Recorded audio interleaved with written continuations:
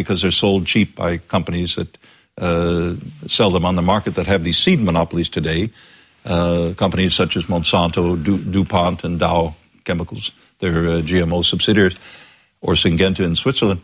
And through the control of seeds, they're now introducing self-destructing seeds that commit suicide after one harvest, so that you're in a kind of serfdom, a kind of bondage like you had in the Middle Ages, to the seed distributors, who are all of them, three of the four of them anyway, the most powerful ones, are all American, and they're all in cahoots with Pentagon chemical warfare research over decades. So this alone is a concentration of power that never in human history have we allowed. So their vision is to misuse this wrong notion of science, that you can reduce life to a gene and manipulate that gene and create, test tube human beings. It's really an Orwellian nightmare vision of the world. Fortunately for us, it's doomed to fail, and it has failed. GMO is not a stable science. It's based on something that's inherently unstable, because the gene is always mutating. So it's letting Pandora out of the box, and it's creating a Frankenstein monster. But it cannot control life. Life is far too robust for that, fortunately. Mm-hmm. Kada sve to znate o toj hrani, je li vas ponekad strah uopće što jesti, što konzumirati?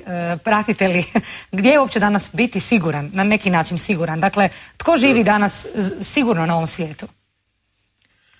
Well, this may sound strange, but I think some of the healthiest people in the world today are in some of the most remote rural areas of places like Africa, still places in China that are away from the cities where the agriculture is traditional, places like Croatia where there's still traditional agriculture being practiced. That is traditional, not with the use of chemical herbicides or pesticides and overuse of chemical fertilizers, but natural cultivation.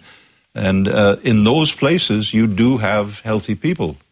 You have people who don't have many of the diseases we have in U.S. today. For example, it's an epidemic of obesity in America. It has a direct correlation, if you look at the statistics, with the pervasion of certain additives in the industrial foods that you buy in the supermarket that are everywhere, not just at McDonald's or KFC. It's in all the foods that you buy in the commercial supermarkets in America today have corn gluten, high fructose corn syrup, and different additives like this. Or in Diet Coke, you have something called aspartame, which is really something that is invented not to help people lose weight. It was invented to feed pigs that they get fat more quickly.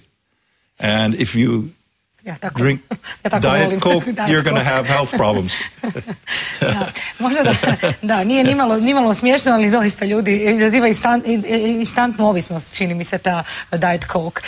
Htjela bih da ostavimo malo još oko same povijesti kojom se bavite. Dakle, činjenicama, pišete o stvarima koje se ne mogu naučiti u službenoj povijesti, ne mogu se pročitati u udžbenicima, brojni ljudi na fakultetima vjerojatno ne predaju takve stvari. Pa me zanima kako povjesničari sami gledaju na vaše istraživanja, dakle kako ljudi, recimo sa nekakvih humanističkih fakulteta, profesori koji to predaju možda na drugi način gledaju na vaše istraživanja, na tu neku paralelnu povijest koju razotkrivate u svojim istraživanjima. I have many friends who are professors in universities around the world who greatly value the research I'm doing and highly respect it. There are two kinds of professors nowadays, and one are the ones who sold their soul and their minds to vested interest, to corporate interest or whatever, and they simply prostitute themselves, there's no better word for it, to where the money lies for their next grants or research or whatever.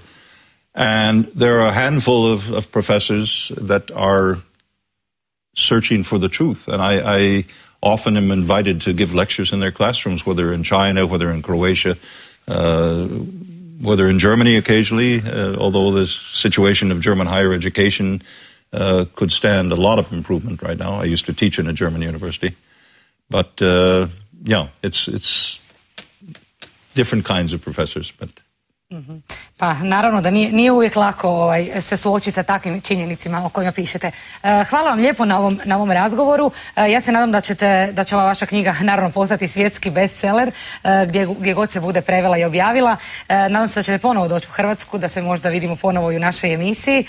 Hvala i vama, dragi gledatelji, što ste bili s nama evo još jednu kasnu noć. Ostanite još neko vrijeme uz program Hrvatske televizije. Za 10 minuta slijedi emisija Vrijeme je za džez, a mi se vidimo ponovo za 7 dana. Do tada srdačan pozdrav od cijele ekipe.